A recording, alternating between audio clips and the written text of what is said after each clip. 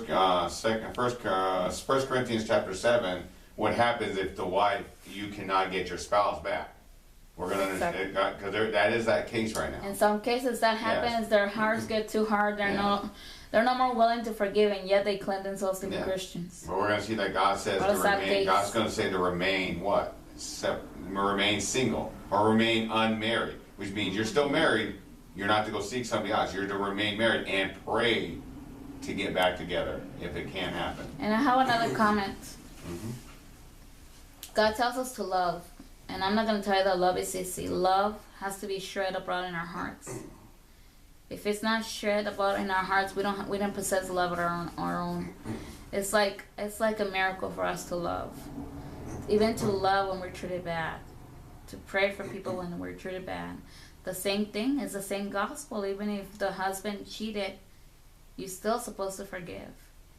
Now, if they continue to do it, what else can you do? You can't bind them in prison in order for them not to do it. If they don't have Jesus Christ, they don't have no power to stop sinning. But that doesn't mean you don't forgive. That doesn't mean you go get yourself another man. And this is the thing, that marriage is a serious thing. It is no joke. It's not a game. It's not just a civil thing. It's a religious, moral decision that you make. And that's why people are not to be married below a certain age, because it's a moral decision that it only has to be made by adults. And adults make that decision that it's a marriage contract for life. It is no serious petty little thing. It's not buying a car and then you could just change the car. And so people don't see it so serious as it is. Now, before we read on and everything, I want to get to one thing, because remember, we're dealing with Genesis chapter 2 verses 23 and 24 and everything. And let's go back to the subject of that one. And it says, therefore shall a man leave his father and his mother, and shall cleave unto his wife, and they shall be what? One flesh. And now we looked at that word cleave. We looked in Job chapter what? 41. You didn't read it. No, I read Job chapter 41, verse 7. It says, what it said, they'll be joined together, that nothing can put them a what? Asunder. Put them asunder. And we looked in 14 and everything. They should be joined together that so firmly that nothing can what? Come in between. Move them. Move them, okay. Or there's nothing moving. That's how marriage should be and everything. It should be so firm.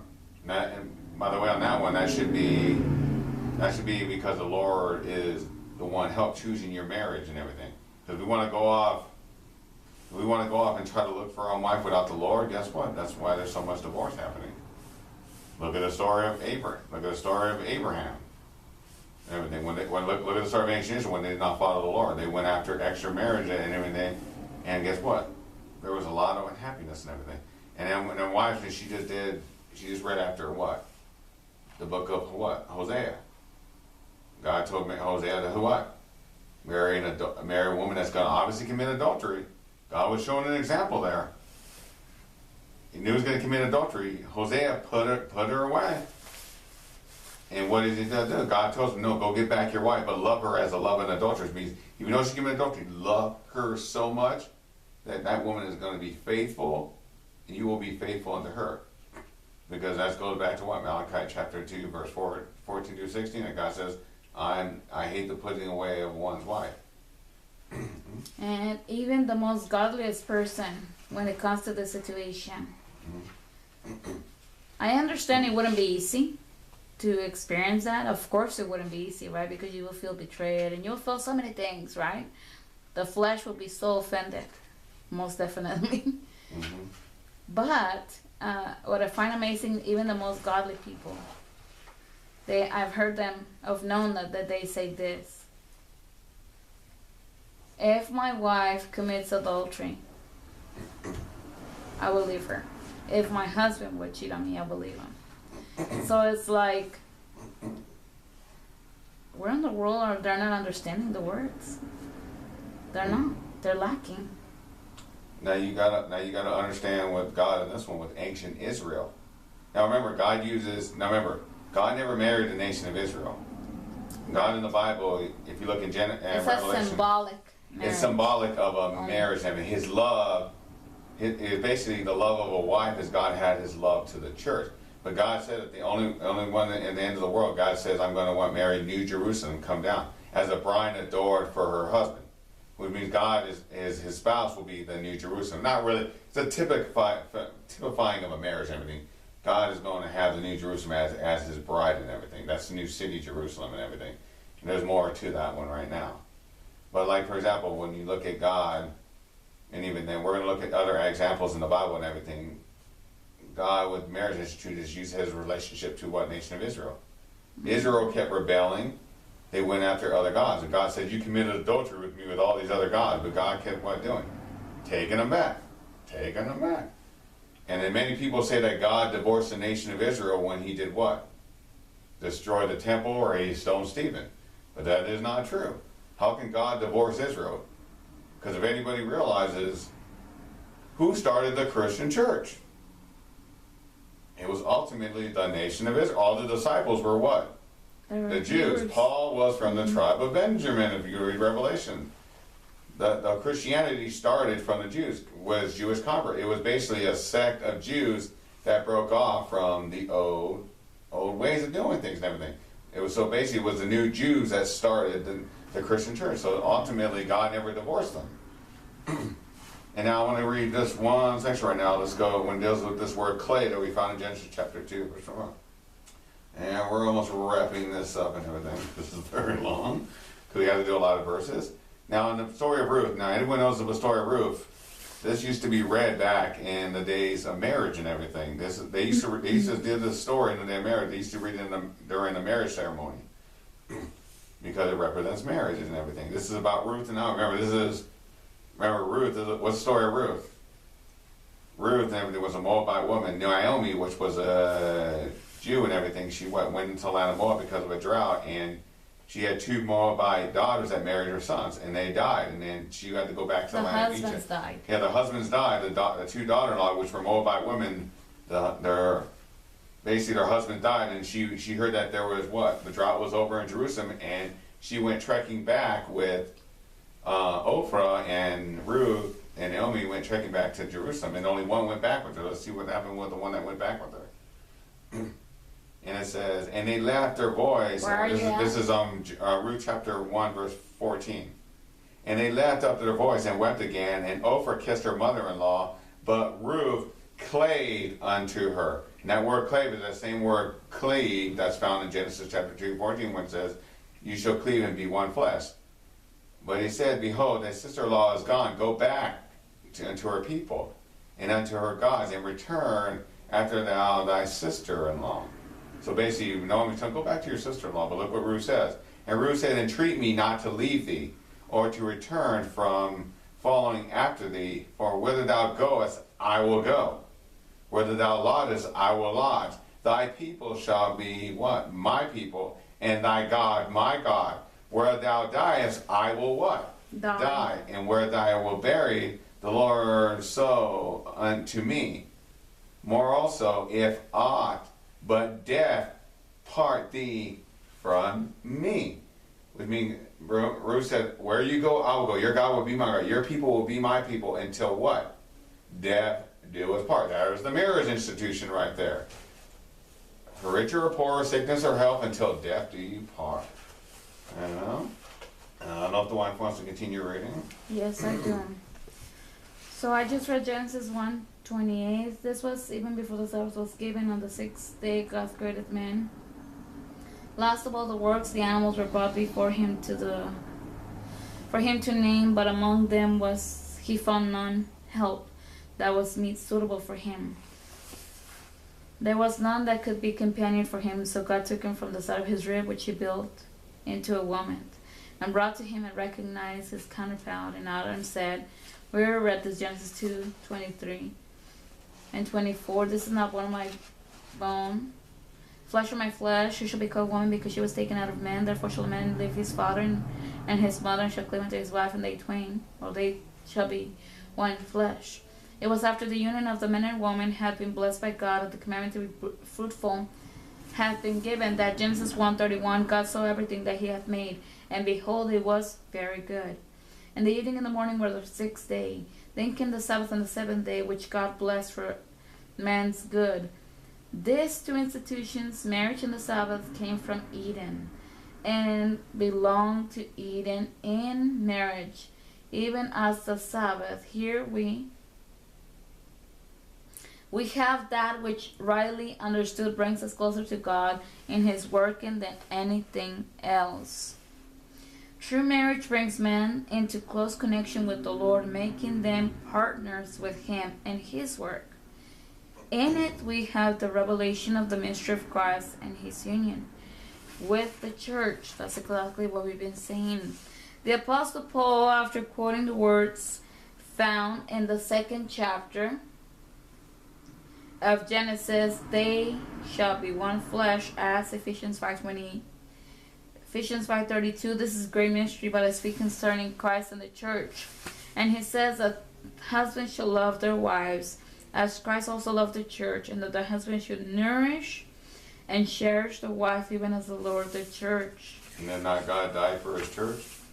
Are many are willing to die for the love that wife that so much, was willing to die until death do you part, die for your wife or anything of that nature? And as a matter of fact, I find this in a way ridiculous and funny, because most of Adventism believe this love. They believe this. That God died for the church, that we're married to the church. Of course, we don't believe that we're literally married, but spiritually, like figuratively, not spiritually even, just figuratively, okay? So there's people that believe it exactly like we're reading it, but guess what?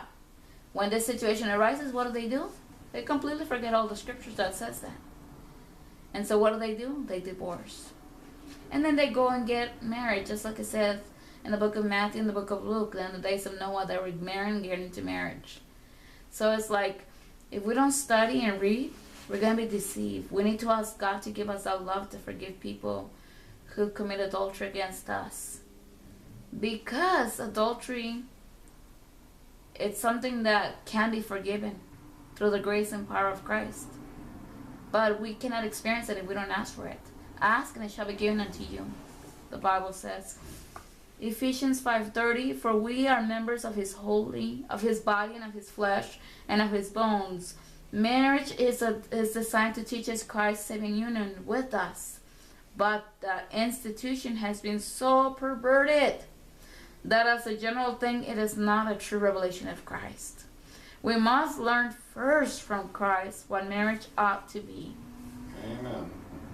And then in turn will reveal to us more of the Lord than we would know without it.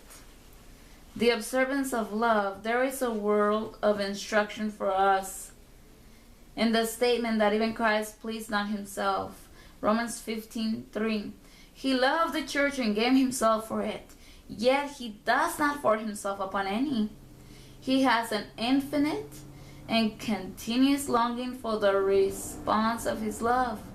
Yet He is patient and forbearing. He stands at the door and knocks, letting us know that He loves us with an everlasting love. But He will do nothing without our consent. He will press His attentions upon us. His long-suffering, forbearing love, always pleading and yet waiting, is the most marvelous of the universe. Whoever knows the love of Christ for him will know the tender considerateness that ought to be shown to a wife. Wow, that's deep. Now what does God say there? Doesn't God seek to save that which was lost? Doesn't not God do so many things that we cannot see to do what? To bring Him closer. We don't realize.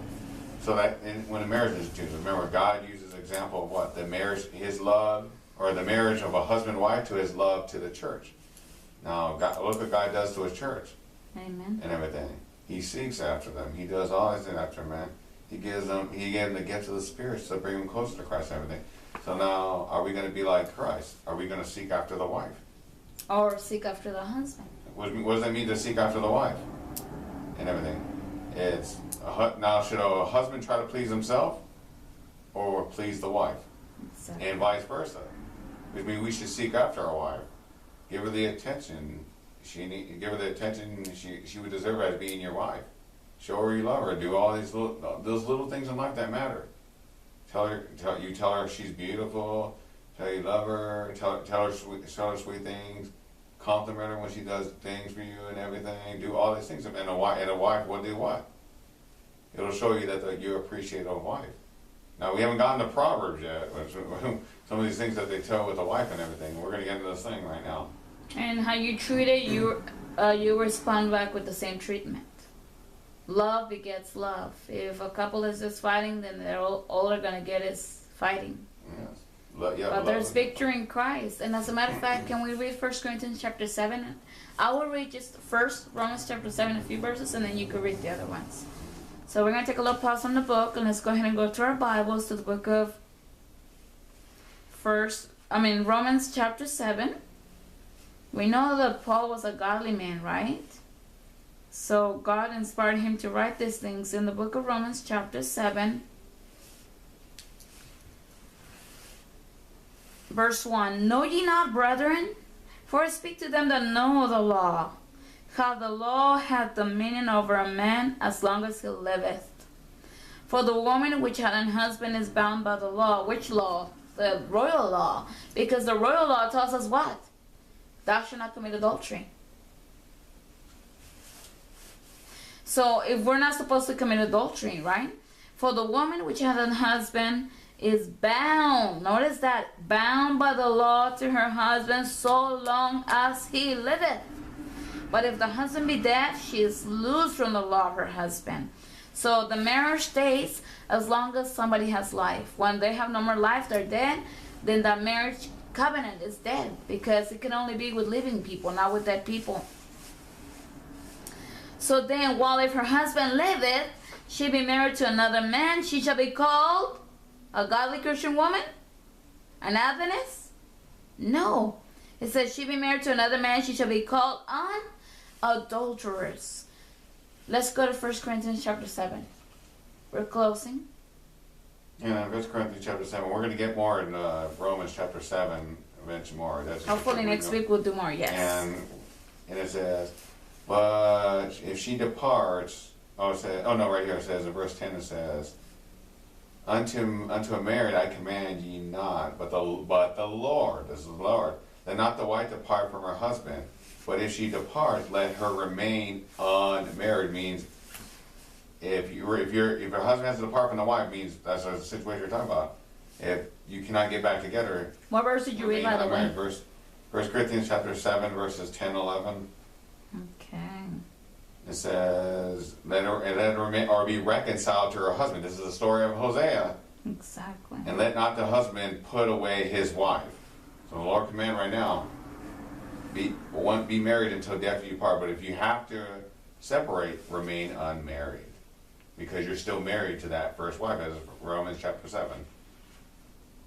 Now we're gonna close in a word of prayer and everything, and we're gonna continue next week.